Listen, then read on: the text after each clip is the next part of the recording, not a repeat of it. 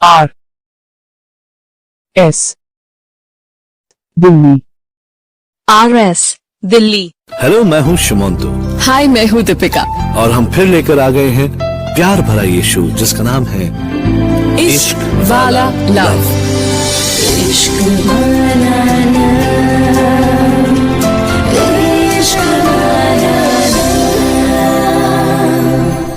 इश्क वाला लव की आज की कड़ी में हमारी आज की कहानी का नाम है द गिफ्ट। जी हाँ, प्यार में गिफ्ट्स का लेना और देना तो चलता ही है, लेकिन सबसे बड़ा गिफ्ट होता है दिल। क्यों, है कि नहीं दीपिका?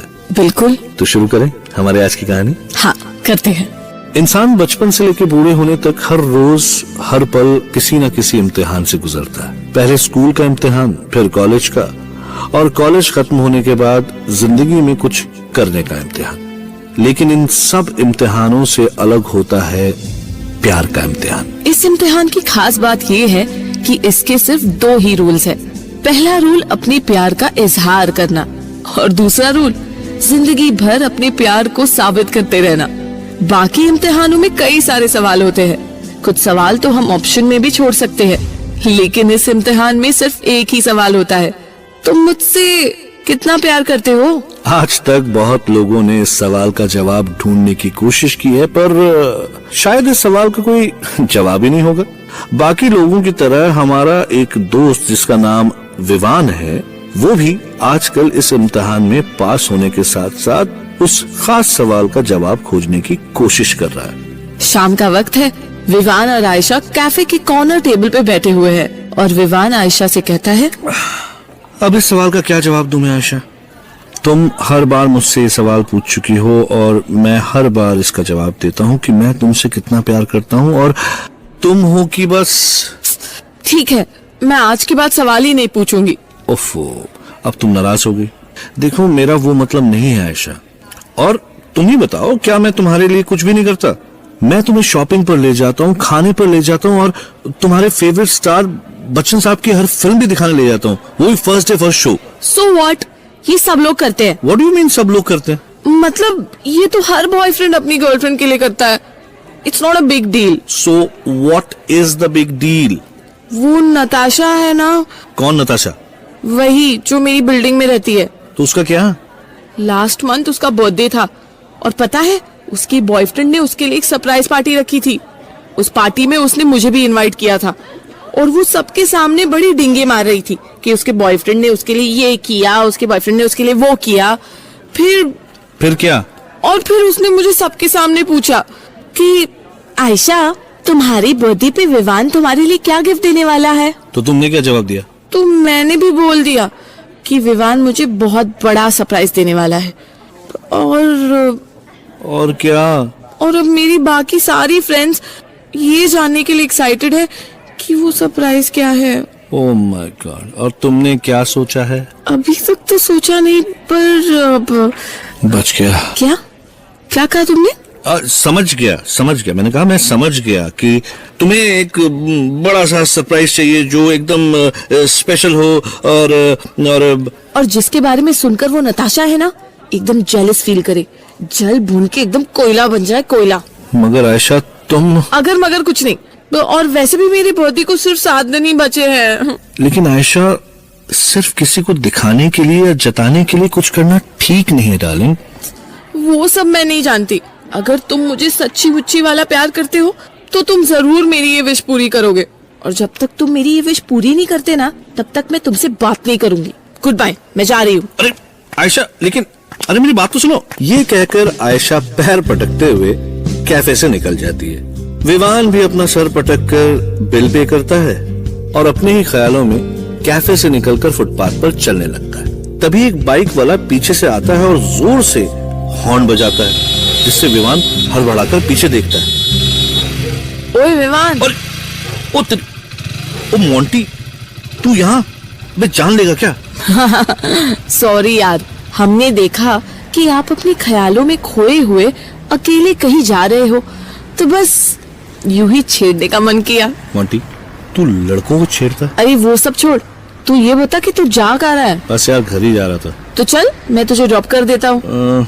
ठीक है, पिक्चर। अच्छा एक बात बता, तू दूसरों की तो बात एकदम झट से पकड़ लेता है, तो उसकी बातों में कैसे आ जाता है? किसकी बातों में? अरे आयशा की और किसकी? अच्छा, तुझे किसने बताया? माय लॉर्ड, आज कैफे में जो हुआ उस वारदात का मैं एक लौता चश्मदीद गवाह हूँ। तू कैफे में था? ठीक तुम्हारे पीछे बैठा हुआ था। पहले मैं तुम लोगों को ज्वाइन करने वाला था, लेकिन आप लोगों की प्यार भरी गुटरगू गुफ्तगू सुनने के बाद मैंने अपना इरादा बदल दिया। तो क्या? तो क्या सोचा है तूने? बस यही सोच रहा हूँ कि क्या सोचूं। उसकी विश कैसे पूरी करूं। क्या अभी भी तू यही सोच रहा है? यार मैं तुम्हारी जगह होता तो मैं ब्रेकअप के बारे में ही सोचता। मोंटी, प्यार में ना दिल जोड़े जाते हैं, तोड़े नहीं जाते। शकुनी कहीं का। और आयशा एक अच्छी लड़की है। हाँ, थोड़ी नादान जिद्दी है, पर बुरी नहीं है यार। अब वो नताशा, तो उस नताशा की वजह से ये सब कुछ हो रहा है। ओ, वो नताशा उसके बॉयफ्रेंड को जानता है तू? उसके डैड का बहुत बड़ा बिजनेस है और वो एक लौता बेटा जो है उसके लिए ये सब तो सही है बॉस। कहाँ सारे दोस्त मोटिवेट करते हैं और तू जो है रुक। हाँ, रुकता हूँ ना। अच्छा सुन, अगर कोई हेल्प चाहिए होगी तो फोन कर लेना। मोंटी, तू बेटा एक्सीलेटर दबा ले, वरना मैं ना ईंट उठा के मारना है तुझे। भाग यहाँ से। बाय। मोंटी चला जाता है। विवान भी अपने घर आता है, दरवाजा खोल के अंदर जाता है और सीधा अपने बेड पर जाकर लेट जाता है। विवान का बॉडी लेटा हुआ है, पर माइंड तो अब भी चल रहा है। वो ये सोच रहा था कि क्या करूं क्या नहीं यार, कुछ समझ नहीं आ रहा। आयशा को कॉल करके देखता हूँ, शायद उसका मूड थोड़ा ठीक हो गया हो। क्या यार, आयशा फोन क्यों नहीं उठा रही? अरे बचा, शायद आयशा का होगा। हाँ? ये किसका नंबर है? हेलो, क्या आप विवान बोल रहे हैं? हाँ बोल रहा हूँ। फोन पे विवान ने जो कुछ भी सुना उसे सुनकर वो अपने बेड से उछल जाता है। क्या सही में? पहले उसे टेंशन से नींद नहीं आ रही थी, अब खुशी से नींद नहीं आ रही। अब ये खुशी क्या थी, ये वो आयशा को मिलके बताने वाला है। Ayesha, I have some great news for you. बोलो, क्या बात है? इतने उछल क्यों रहे हो? पहले ये बताओ, क्या लोगी? कॉफी? ऐसा करते हैं, पहले कुछ खाते हैं फिर कॉफी पीते हैं, ओके? मुझे भूख नहीं है। थोड़ी सी भी नहीं? जिस बात के लिए तुमने मुझे यहाँ बुलाया है वो बता रहे हो या मैं जाऊँ? ओके। आज तुम्हें नहीं खाना है तो मत खाओ, मगर उस दिन मना मत करना। क्या? उस दिन? किस दिन? अरे तुम्हारे बर्थडे के दिन। मेरे बर्थडे के दिन? हाँ, तुमने उस दिन पूछा था ना कि तुम मेरे लिए क्या कर सकते हो। तो तुम क्या करने वाले हो? डिनर। तो उसमें इतनी खास बात क्या है विवान? डिनर में कोई खास बात नहीं, अदर देन दैट कि it is happening in a 5-star hotel. 5 star? खत्म नहीं हुआ। और तुम्हारे बर्थडे पर तुम डिनर जो है मिस्टर बच्चन के साथ करने वाली हो। क्या? बच्चन साहब के साथ? तुम पागल तो नहीं हो गए ना? तुम्हारी तबीयत तो ठीक है ना? कोई बुखार तो नहीं चढ़ गया तुम्हें? अरे चढ़ा है, बुखार ही तो चढ़ा है, और तुम सुनोगी तो तुम्हें भी चढ़ेगा, और वो भी ऐसा वैसा नहीं, पूरे 104 डिग्री। मतलब फीवर 104। मुझे साफ साफ बताओ कि हुआ क्या है। सुनो, कल जब मैं कैफे से सीधा घर गया, खाना खाने का मेरा मूड नहीं था, इसलिए मैं सीधे अपने बेडरूम में गया और बेड पर लेट गया। फिर मैंने सोचा कि तुम्हें कॉल करूं, तो तुमने मेरा फोन नहीं उठाया, तो मैंने गुस्से में अपना फोन बेड पर पटक दिया। जैसे ही मैंने फोन पटका वैसे ही मेरे फोन की घंटी बजी। मुझे लगा कि तुम्हारा कॉल होगा, देखा तो कोई अननोन नंबर था। मैंने कॉल रिसीव किया तो पता है कॉल किसका था? किसका? फीवर 104 FM से आरजे सिद्धू का। फिर मुझे पता चला कि एक कॉन्टेस्ट के लिए मेरा नंबर रैंडमली सिलेक्ट किया गया है, और अगर मैंने तीनों राउंड जीतते हुए सारे सवालों के सही जवाब दे दिए तो मिस्टर बच्चन के साथ डिनर करने का मौका मिलेगा। रियली? मगर कैसे? देखो, बच्चन साहब की फिल्म आने वाली है और उस फिल्म का प्रमोशन चल रहा है जिसमें फीवर 104 FM भी शामिल है। तो उसी प्रमोशन के तहत कॉन्टेस्ट में जीतने वाले 10 लकी विनर्स को प्रीमियर पार्टी पर बच्चन साहब के साथ डिनर का मौका मिलेगा। Wow, wow, wow, wow. धीरे, सब लोग यही देख रहे हैं। लेकिन तुमने सारे के सारे जवाब सही दिए। अरे देता कैसे नहीं, तुम्हारे साथ बच्चन साहब की इतनी सारी फिल्में जो देखी हैं, और कितनी फिल्में तुमने फर्स्ट डे फर्स्ट शो भी देखी हैं। लेकिन एक बात पूछूं? पूछो पूछो। विनर तो तुम हो, तो मैं कैसे? तुम्हें चलना है कि नहीं? हाँ मतलब तुम ज्यादा सोचो मत यार। Okay, wow, I am so excited. चलो चलो चलते हैं। कहाँ?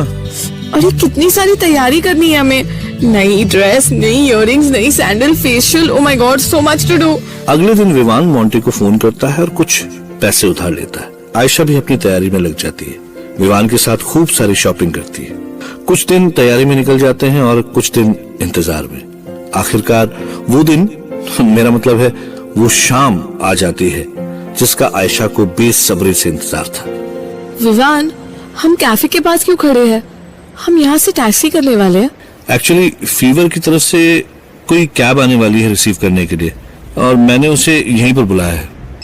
एक मिनट, एक फोन आ रहा है। हेलो, जी हाँ, मैं विमान बोल रहा हूँ। हाँ जी, मैं कैफे के पास ही खड़ा हूँ। Okay okay. अरे वो देखो, कैब आ गई। आओ आयशा, बैठो। भाई साहब संभाल कर ले जाइएगा। और तुम? मैं नहीं आ रहा। क्या मतलब तुम नहीं आ रहे? आयशा, वो एक्चुअली मैं तुम्हें एक बात बताना भूल गया। उस दिन कैफे में आने से पहले मैं एक्चुअली फीवर के ऑफिस गया था, और वहां जाके मैंने उनसे रिक्वेस्ट की कि वो मेरी जगह तुम्हें डिनर पर भेजे। फिर? पहले तो उन्होंने मना कर दिया, भाई रूल इज रूल ना। पर मैंने बताया कि ये कॉन्टेस्ट मैंने सिर्फ तुम्हारे लिए जीता है, और उस दिन तुम्हारा बर्थडे भी है, और तुम्हारा बर्थडे स्पेशल तरीके से सेलिब्रेट हो जाए, मेरे लिए इससे स्पेशल क्या बात हो सकती है। मैं दिन भर वहां बैठा रहा, सबको रिक्वेस्ट करता रहा। फिर क्या? मैं जिद्दी कम थोड़ी हूँ। उन्होंने मेरी रिक्वेस्ट मान ली और कैंडिडेट्स की लिस्ट में मेरी जगह तुम्हारा नाम डाल दिया। लेकिन विवान। लेकिन कुछ नहीं, अब देर हो रही है, जल्दी वहां जाओ। बच्चन साहब को वेट कराओगे क्या? और पार्टी एंजॉय करो। सुनो, पार्टी को एंजॉय करना, और लौट के आने के बाद सबको पार्टी के किस्से सुनाओ, स्पेशली तुम्हारी उस नताशा को। और हाँ, मेरे लिए बच्चन साहब का एक ऑटोग्राफ जरूर लेके आना। Okay, bye. ड्राइवर गाड़ी स्टार्ट करता है और गाड़ी चल पड़ती है। आयशा खिड़की के बाहर विवान को देखती रहती है और विवान मुस्कुराते हुए उसे अलविदा करता है। आयशा चली जाती है, पर विवान वहां से नहीं जाता और कैफे में एक कॉर्नर की टेबल पर अकेले ही बैठे रहता है। कुछ आधा पौना घंटा के बाद फीवर का वही कूल कैब कैफे के सामने आके रुक जाता है। विवान की नजर कैब पे पड़ती है और वो देखता है कि आयशा कैब से उतरकर उसके पास आ रही है। आयशा, तुम? हाँ, मैं। और पार्टी? पार्टी तो बहुत अच्छी थी, सब लोग बहुत एंजॉय कर रहे थे। और तुम? मैं बस एंजॉय करने की कोशिश कर रही थी, पर कुछ भी एंजॉय ही नहीं कर पा रही थी। जल्दी मैं समझ गई कि तुम्हारे सिवा लाइफ का कोई मजा नहीं, कोई एंजॉयमेंट नहीं। और तब मुझे ये एहसास हुआ मैं कितनी सेल्फिश हो गई थी। मेरा बर्थडे स्पेशल हो, मेरी फ्रेंड्स मेरी तारीफ करे, इसलिए मैंने तुम्हें। सॉरी विवान। अरे सॉरी तो तुम कभी भी बोल सकती थी, लेकिन मिस्टर बच्चन, अरे उनसे मिलने का मौका फिर नहीं मिलेगा। नहीं विवान, अगर आज मैं तुमसे सॉरी नहीं कहती तो। लेकिन बच्चन साहब। हाँ, मैं मिली उनसे, बहुत अच्छे हैं वो। मैंने अपने दिल की पूरी बात बता दी।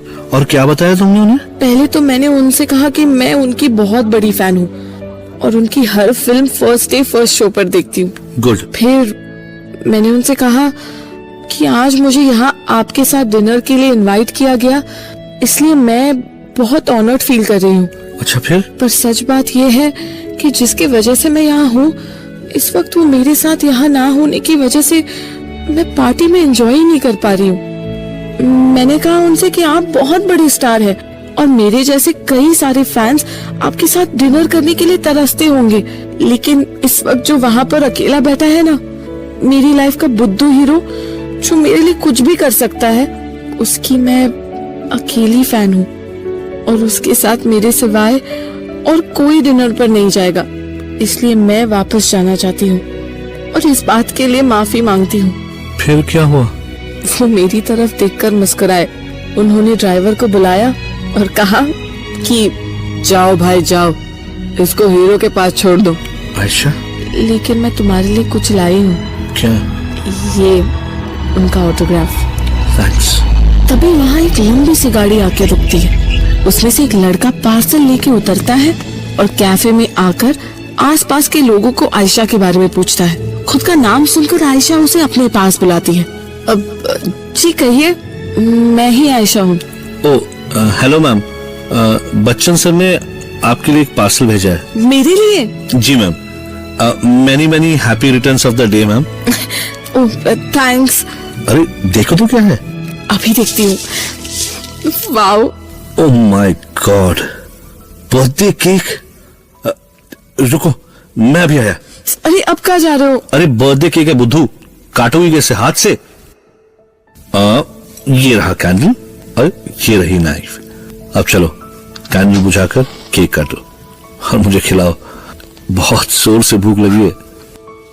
Happy birthday to you, happy birthday to you, happy birthday dear Ayesha, happy birthday to you. पहले मैं खिलाऊंगी, आ करो। अब मेरी बारी। ये लो। अच्छा आयशा, एक सवाल पूछूं? पूछो। आज के बाद तुम मुझसे वो सवाल फिर तो नहीं पूछोगी ना? कौन सा? वही कि मैं तुमसे कितना प्यार करता हूँ। नहीं पूछूंगी, लेकिन सिर्फ अगले बर्थडे तक। आए? तो ये थी विवान और आयशा की एक प्रेम कहानी जिसका नाम था the gift. And what a gift. Fever 104 FM की वजह से देखा कैसे दो दिल मिल गए। हमारा तो काम ही यही है दीपिका कि हम दिलों को मिलाते हैं, दिलों को जोड़ते हैं। क्या करके? प्यार की कहानियां सुना के। तो आप भी आपकी कहानियां हमारे साथ शेयर कीजिए। हमें लिखिए अपनी कहानियां at lovelove@fever.fm पर। मैं ईमेल आईडी फिर से रिपीट करती हूँ, lovelove@fever.fm पर। तब तक सुनते रहिए फीवर 104 FM और मुझे यानी शुमंतो और मुझे दीपिका को इजाजत दीजिए।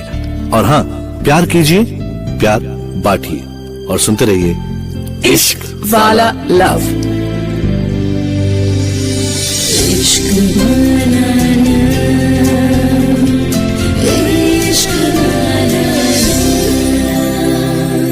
RS Delhi RS Delhi.